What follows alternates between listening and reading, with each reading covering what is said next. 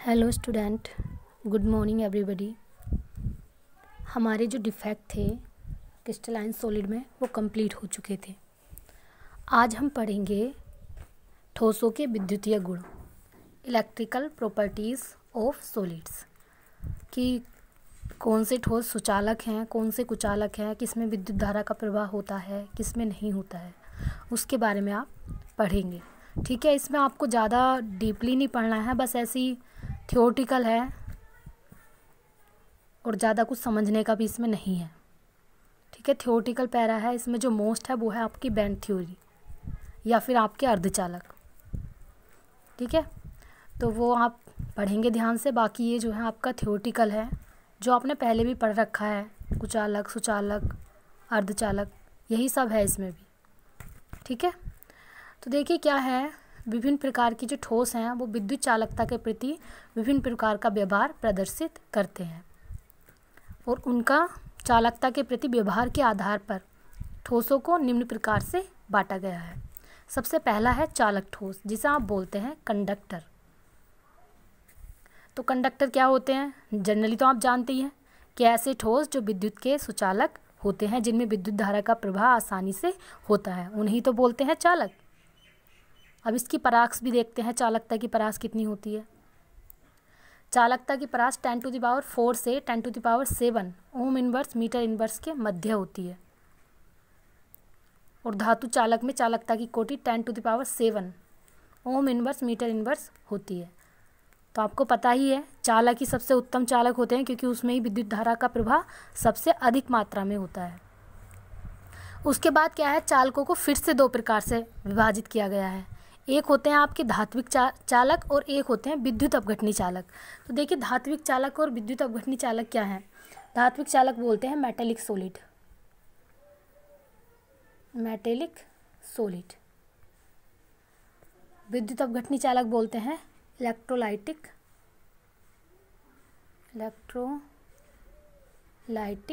Conductor. समझिए difference क्या है, कुछ नहीं है, आपने ये पहले भी पढ़ा है कि जो आपके मेटेलिक सॉलिड होते हैं उनमें क्या होता है, इलेक्ट्रॉन्स की वजह से ही तो विद्युत धारा का प्रवाह होता है। आपने देखा भी है, फिजिक्स में भी पढ़ा है आपने कि इलेक्ट्रॉन्स गमन करते हैं और उसमें विद्युत धारा का प्रवाह हो जाता है। कैसे गमन करते हैं ये अभी आप आगे पढ़ेंगे इसी चैप्टर में।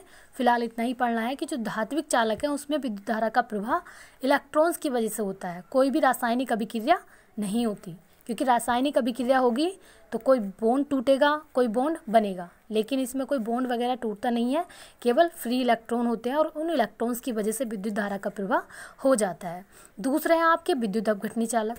तो विद्युत अपघटनी चालक जो हैं इसमें अभिक्रिया होती है। इसमें क्या होता है, जैसे सपोज आप मान लीजिए NaCl का एग्जाम्पल लीजिए। सॉलिड स्टेट में तो विद्युत धारा का प्रवाह इसमें होगा नहीं, ठीक है, लेकिन आप इसका जलीय विलयन बना दीजिए तो क्या होगा, आयनों में टूट जाएगा Na+ Cl-। तो इसमें फिर विद्युत धारा का प्रवाह किसकी वजह से होगा, आयनों की वजह से। और जो ये रिएक्शन हुई यही तो इलेक्ट्रोलाइटिक है, मतलब बॉन्ड की ब्रेकिंग हुई। ठीक है, तो विद्युत अपघटनी चालकों में विद्युत धारा का प्रवाह किसकी वजह से होता है, आयंस की वजह से। एक आयनिक ठोस भी होते हैं, ठीक है, आयनिक ठोस ही है ये भी, NaCl ही। तो ये किस अवस्था में, द्रव अवस्था में। या तो आप इस NaCl को मेल्ट कर दो तब भी ये विद्युत धारा का प्रवाह करेगा, दूसरा आप इसका जलीय विलयन बना दो तब भी ये विद्युत धारा का प्रवाह करेगा। ठीक है, तो ये दोनों प्रकार के जो है चालक के प्रकार हैं। ठीक है, अब क्या है, अगर आप धात्विक चालकों की ताप बढ़ा दो, धात्विक चालकों का, तो क्या होगा, चालकता बढ़ जाएगी। लेकिन विद्युत अपघटनी चालकों में ऐसा होता है, उसमें भी क्या होगा, देखो चालकता दोनों में ही बढ़ेगी। कैसे बढ़ेगी, आप ही देखो, अगर नमक आप ठंडे पानी में डाल रहे हो धीरे घुलेगा, ठीक है, अधिक पानी में डालोगे जल्दी घुलेगा। बॉन्ड तो ब्रेकिंग होगा तभी तो घुलेगा वो, जल में आयन उपस्थित होंगे। तो क्या है, ताप अगर बढ़ाओगे आप तो क्या है, चालकता दोनों में ही बढ़ेगी, विद्युत अपघटनी चालकों में भी और धात्विक चालक में भी। क्यों बढ़ेगी? क्योंकि उनकी जो इलेक्ट्रॉन्स है जो गति कर रहे हैं उनकी गतिज ऊर्जा बढ़ जाएगी। जब गतिज ऊर्जा बढ़ जाएगी तो अपने आप ही चालकता बढ़ जाएगी। ठीक है, नेक्स्ट देखिए विद्युत रोधी। विद्युत रोधी को बोलते हैं इंसुलेटर, जिसे आप कुचालक भी बोलते हैं। ये वे ठोस हैं जिनकी चालकता बहुत कम 10⁻⁻20 से 10⁻10 ओम इनवर्स मीटर इनवर्स के मध्य होती है। इन्हें विद्युत रोधी कहते हैं। एग्जाम्पल लकड़ी, गंधक, फास्फोरस एटसेट्रा। और सुचालक में आप किसका चालकों में किसका एग्जाम्पल लिख सकते थे? आयरन का हुआ आपका, एल्यूमिनियम का हुआ। धात्विक में तो ये आ गए। और जो आपका विद्युत अपघटनी था उसमें NaCl का सॉल्यूशन। ठीक है, कोई भी आयनिक सॉल्यूशन लिख दोगे आप। उसके बाद देखिए अर्धचालक, सेमीकंडक्टर। तो इनमें क्या होता है? चालकता इनमें क्या होती है? चालकों से कम तथा कुचालकों से अधिक।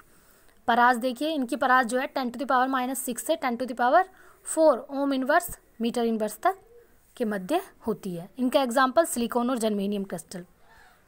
ठीक है, आगे देखिए मैंने अभी कहा था आपसे कि धातुओं में विद्युत का चालन कैसे होता है, आगे पढ़ेंगे तो ये यहीं पर है कि धातुओं में विद्युत का चालन कैसे होता है। देखिए होता क्या है, मान लीजिए आप आयरन का लो। ठीक है, अब आयरन में लास्ट में 3d6 होता है। हम बना लेते हैं 3d ऑर्बिटल 1 2 3 4 और 5 6 हो गए, एक एक्स्ट्रा हो गया ऑर्बिटल। चलो इसे बंद करो। ठीक है, अब इसमें हम इलेक्ट्रॉन भी फिल कर देते हैं 6। ये 6 ये है। ठीक है, तो इन तीनों ऑर्बिटल्स को, डी ब्लॉक के तीनों ऑर्बिटल्स को जिसमें इलेक्ट्रॉन भरे हुए हैं, क्या बोलते हैं? पूर्ण पूरित बैंड। ठीक है, पूर्ण पूरित बैंड, या इसे संयोजी कोष भी बोलते हैं। अभी आप बैंड थ्योरी में पढ़ोगे। और ये जो खाली हैं ये हैं आपके रिक्त बैंड।